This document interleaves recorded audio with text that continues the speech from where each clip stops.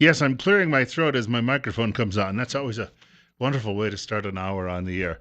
6 minutes after 9 o'clock, and thank you for joining me this morning. I was mentioning some economic news, and not all of it good, at the top of the hour, last hour, where I said that was just after 8 o'clock news that I saw because we keep hearing about all the great economic news coming out of July and jobs created. Oh, wasn't it wonderful? Vote Hillary. You know what'll happen in a couple of months? It'll be buried on page A17. A revision of the July numbers shows that the jobs created were actually about one third of what came out of the government report. So you'll never hear about that because it'll be buried somewhere unless you actually go looking for it. Oh, speaking of news, how many of you are going to fly Delta today? Yeah, you're back home, aren't you? Had nothing to do with our power interruption this morning about 4:30, but just thought I'd mention that.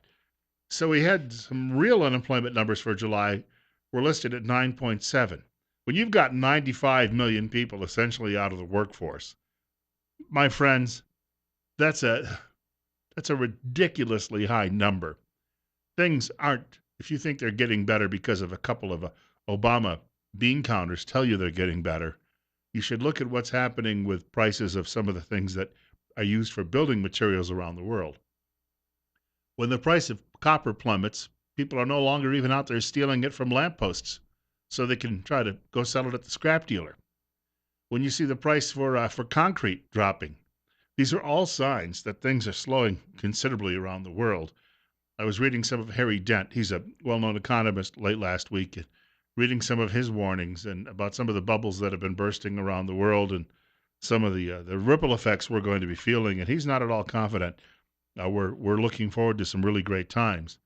I came across this as well because we mentioned a couple of times last week the size of our national debt. And again, you have candidates running for president from the two major parties who hardly ever breathe a word about it. I don't even know that Gary Johnson, the libertarian, spends a lot of time talking about it. He's too busy saying that he's a big fan of Black Lives Matter. He smoked way too much wacky weed. And then you've got the Green Party candidate, and she doesn't care about debt. Jill Stein, is that her name? You've got all of these people out there, and they're just not paying any attention to this. Jason Russell, writing today at the Washington Examiner. 8 crazy facts about the national debt. Now, if I get a chance a little later today, I'm going to post this at our website as part of a post about debt. If I get a chance, those being the operative words, because they usually have me running around doing other things after I walk out of the studio in the morning. But he has this. This is the latest figure. This is the official figure, and some people say it is far higher. 19.4 trillion. Now, keep in mind, a billion is 1,000 million, and a trillion is 1,000 billion. Well, we're approaching an official debt in this country of $20 trillion. Okay? So when you owe about 6.3 billion or trillion of that to federal or foreign governments, that's also another big worry. So I'm telling you right now, if they all call our note and they own a third of this debt, we're in big trouble as it is. And then here's a second number that I think you've got to keep in mind. 210 trillion. 210 trillion. And it says that this is from alternative accounting methods. At least 2 economists put the real level of federal debt at $210 trillion, almost 11 times higher than the 19.4 trillion estimated by the White House. Their names are, and I have them here, Lawrence Kotlikoff and Adam Michael. They are with George Mason University and the Mercatus Center. They estimated the federal debt, including how much debt the government is projected to take on in the future, rather than how much debt the government has right now. And then I'm not giving you the entire story. He has several paragraphs with each one of these facts that go into a lot more detail. Here's another figure. $59,510. Now, for you liberals listening, that's nearly $60,000.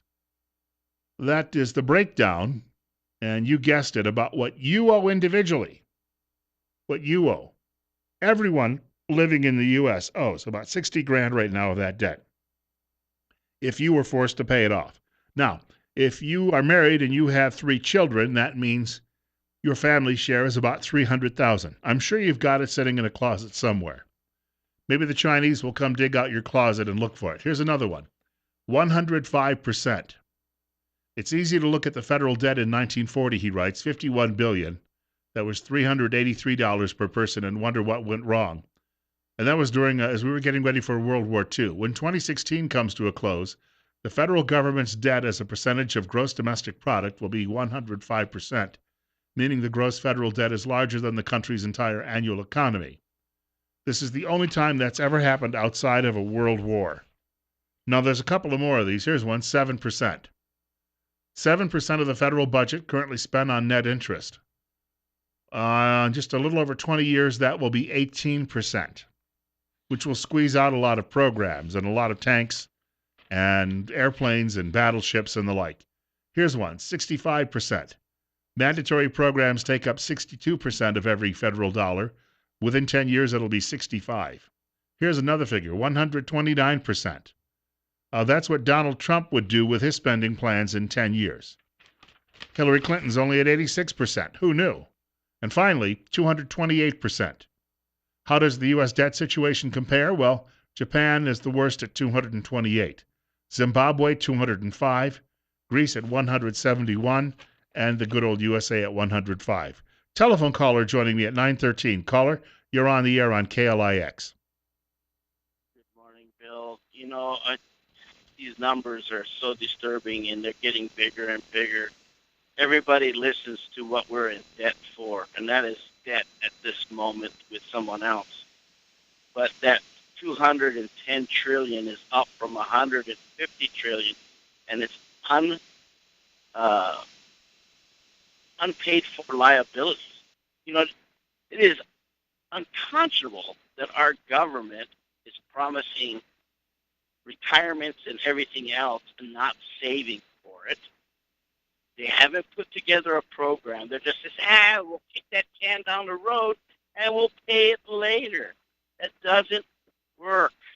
I mean, if you try to do that with your own debt, the IRS would have you locked up. But yet they can get away with it, and it's going to cost us huge.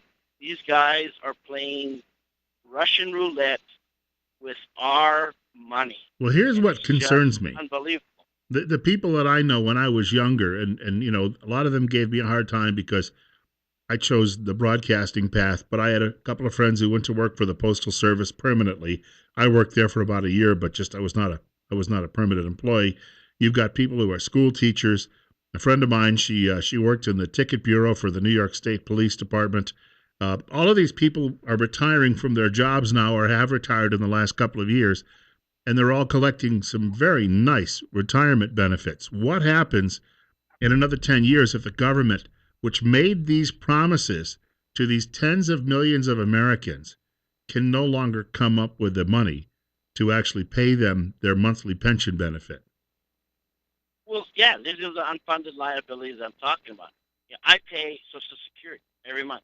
It's substantial. And I just got a letter from the Social Security deal saying that my estimated retirement number was $1,300 a month at age 71. Come on, I mean it's ridiculous. You and I both know that when we hit that number, it's not going to be there. Because we've paid into it, and someone else is going to get it.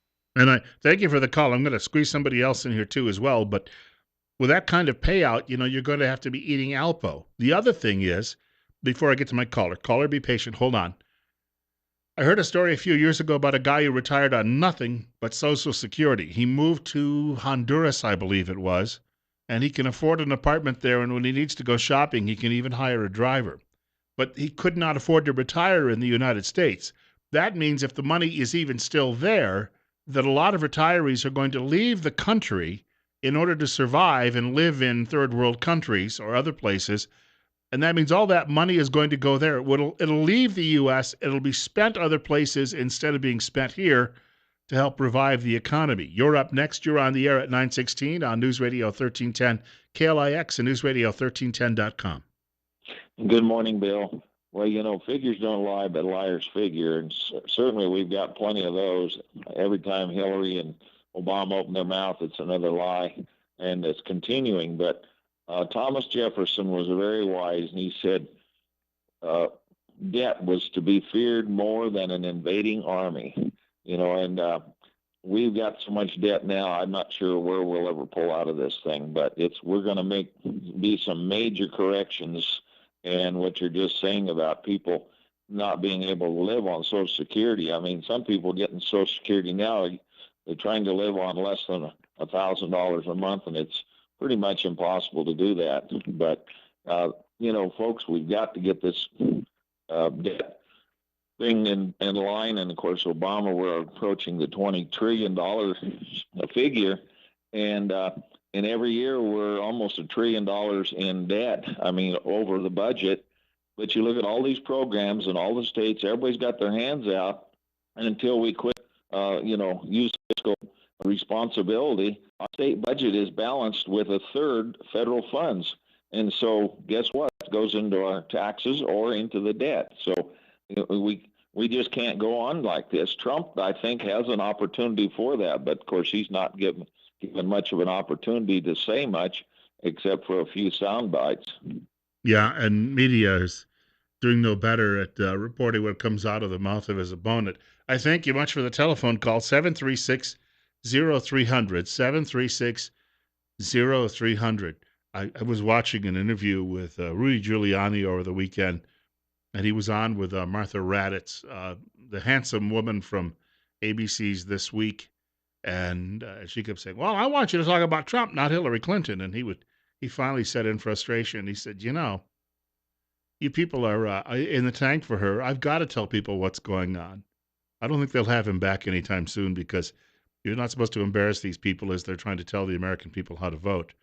But the numbers are so astronomical. I don't know how anybody can ever get their arms around them and how we can ever deal with all of this. And the thing is, we're not alone. There are several other countries around the world. And if one by one they all start to default on their debts, and other people are sitting out there who've been they buy the debt as an instrument, it's an investment. But if they lose that investment, then they don't have the money to pay off their bills and their debts. Personally, they don't have that ability, and nations don't have that ability. This is a unheard of crisis, unlike anything in the history of the world. There will be wars fought over this, and some of those wars could get mightily hot before it's done. Coming up on, but you know what? You keep asking for your free lunch. What can government take from somebody else and give to me? Well, government can only take so much. It still can't meet all of those promises. 20 minutes after 9 o'clock. Bill Colley with you on Top Story on News Radio 1310, KLIX, and newsradio1310.com, and an alternate look at free trade and how that impacts us coming up in just a few minutes as well.